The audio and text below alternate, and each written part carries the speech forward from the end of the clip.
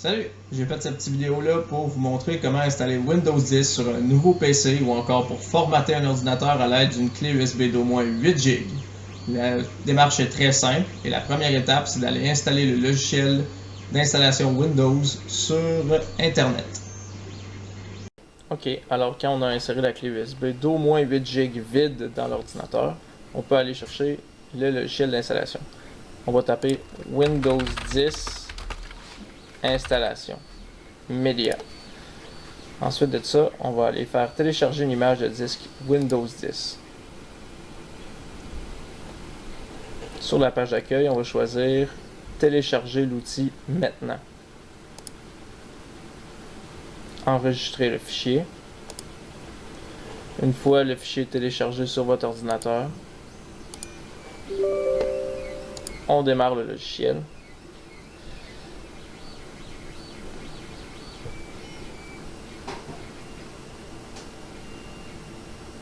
Alors la procédure va prendre environ une vingtaine de minutes, je dirais. Ça dépend de la vitesse de votre connexion Internet également.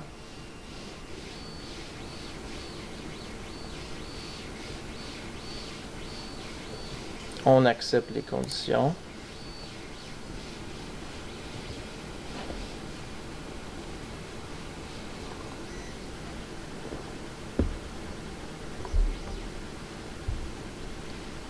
Alors, on aura encore quelques choix à faire avant que la clé USB se prépare.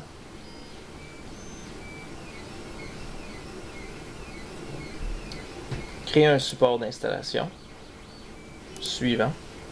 Choisissez la langue, l'édition et l'architecture. Ici, ce serait ce qui est plus standard. On choisit de créer un support lecteur USB flash. Si ta clé USB est déjà dans ton ordinateur, ton ordinateur devrait la détecter. Et moi, dans mon cas, il s'agit du E suivant.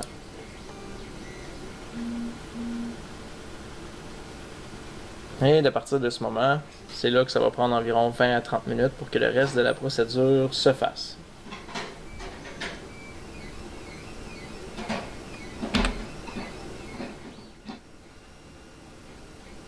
Alors, une fois la procédure de préparation de la clé USB terminée, c'est la page qui devrait s'afficher.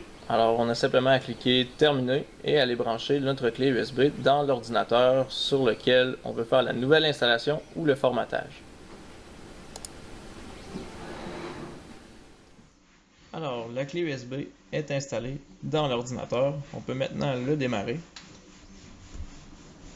Si c'est un nouvel ordinateur que tu viens de construire, ça va booter dans le BIOS directement.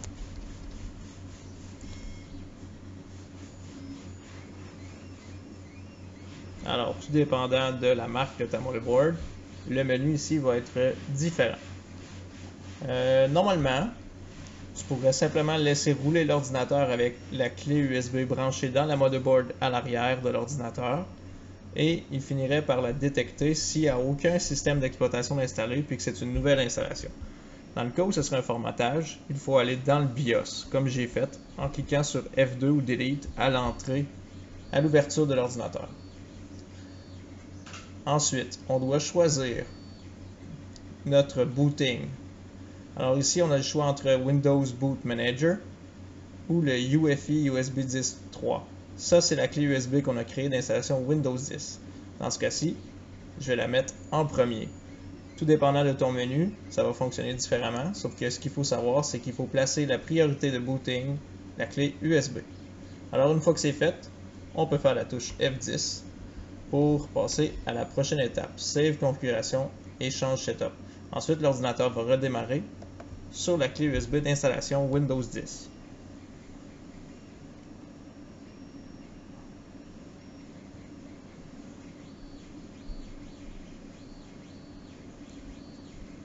Advenant que c'est un nouvel ordinateur que tu as construit qui n'avait aucun système d'exploitation, normalement, lorsque tu démarrais le PC la première fois, c'est ce qui arriverait. Tu aurais le logo de ta motherboard qui affiche. Ensuite, tu vas avoir les petits points qui vont apparaître pour t'indiquer qu'il va booter sur la clé USB Windows 10.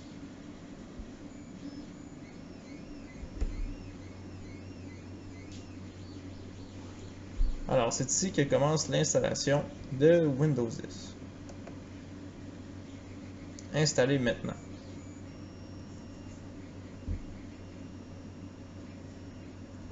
Alors, si tu as une clé de produit, tu peux la rentrer tout de suite au niveau du système d'exploitation Windows. Si tu n'en as pas, juste à cliquer « Je ne possède pas de clé de produit ».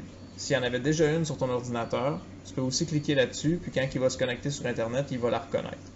Alors, tu choisis le système d'exploitation que tu veux. Ici, moi, je choisis toujours Windows 10 Famille.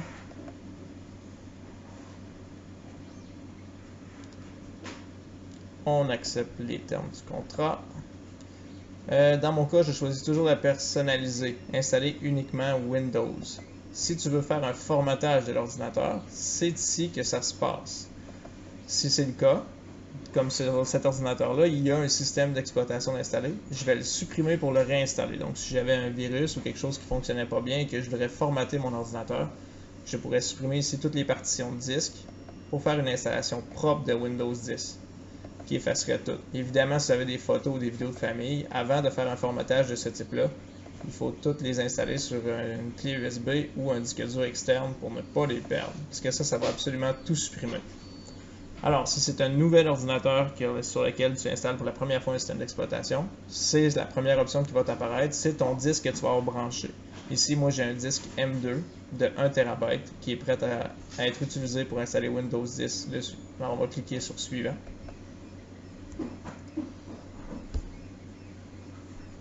Alors ensuite de cela, l'ordinateur va faire l'installation de Windows 10. Il pourrait y avoir quelques redémarrages durant le processus. Et ensuite, on va pouvoir répondre aux questions d'installation de Windows 10.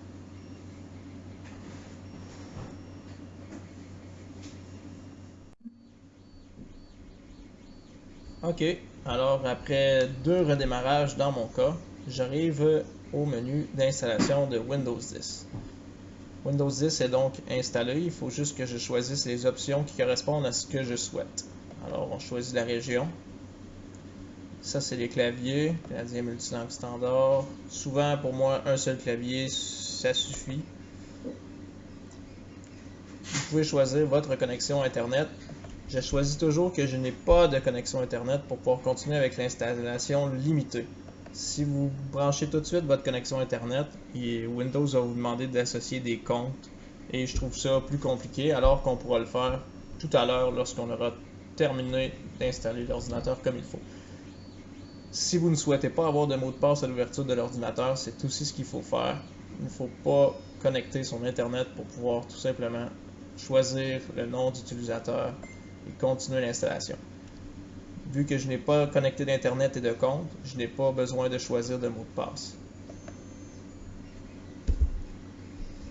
Ensuite, c'est toutes des questions par rapport à Windows, par rapport à la détection de votre emplacement et la publicité et les services que vous voulez de Windows.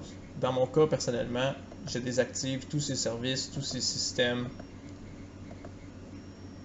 car je n'en ai pas besoin.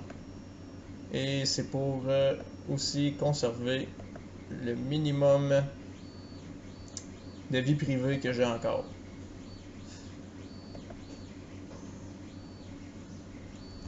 Alors, une fois toutes les options choisies,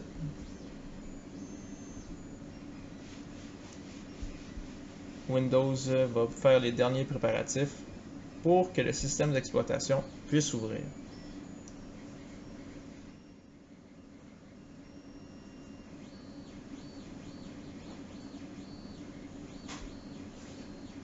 Alors voilà, on a un système d'exploitation maintenant sur cet ordinateur. Un système d'exploitation qu'on sait propre, sans virus et prêt à fonctionner. La première chose que je fais ensuite, après avoir installé Windows sur un ordinateur, c'est de laisser Windows Update faire ses mises à jour. Alors dans ce cas-ci, on devra se connecter à Internet.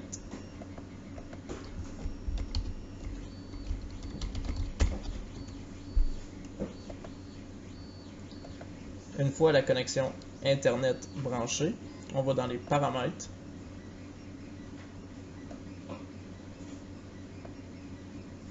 Mise à jour et sécurité.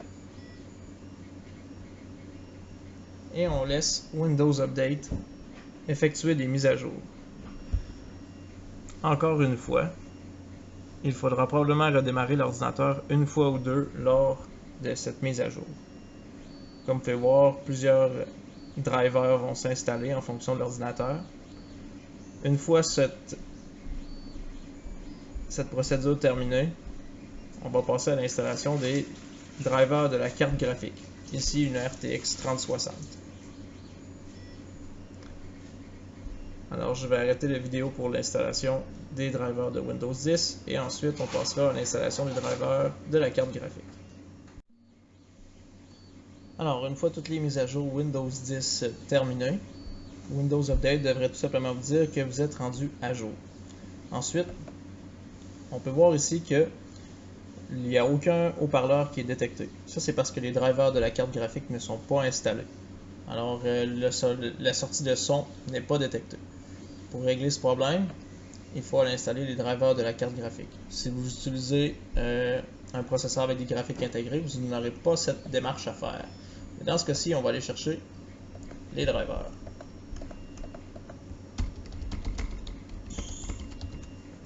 Ici, moi, j'ai une carte NVIDIA. Alors, je vais écrire NVIDIA Drivers sur Google. Download Drivers NVIDIA. On choisit son produit. Ici, on parle d'une GeForce RTX 30 Series 3060. Je vais faire rechercher. Et ensuite, Download. Une autre fois, Download. En fonction de votre connexion Internet, il y a un fichier d'environ 700 ou 800 MB à télécharger pour pouvoir mettre les drivers à jour. Alors, une fois le fichier téléchargé, on ouvre le fichier.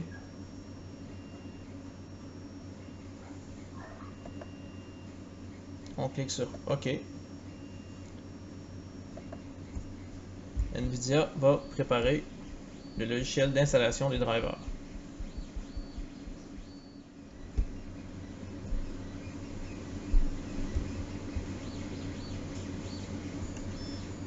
Alors, dans ce cas-ci, je vais choisir d'installer que les pilotes graphiques NVIDIA et non pas le logiciel de gestion pour le gaming. Je vais choisir une option Express. On aurait aussi le choix de personnaliser, mais la version Express n'a pas vraiment d'inconvénient. Je la recommande. Alors, lorsqu'on installe les nouveaux drivers, c'est possible que l'écran scintille et que ça nécessite peut-être un redémarrage de l'ordinateur lorsque terminé. C'est pas toujours le cas. Si vous avez une carte graphique AMD, le logiciel qu'il faut télécharger, c'est AMD Adrenaline. Allez le chercher sur Internet. Une fois le logiciel installé, il vous proposera d'installer les pilotes graphiques qui correspondent à votre carte. Et voilà. Alors ici, on n'a pas de redémarrage nécessaire. Et maintenant, comme vous pouvez voir, l'icône de volume est fonctionnelle. Alors, c'est tout. Windows 10 est installé et on est prêt à profiter de notre nouveau PC.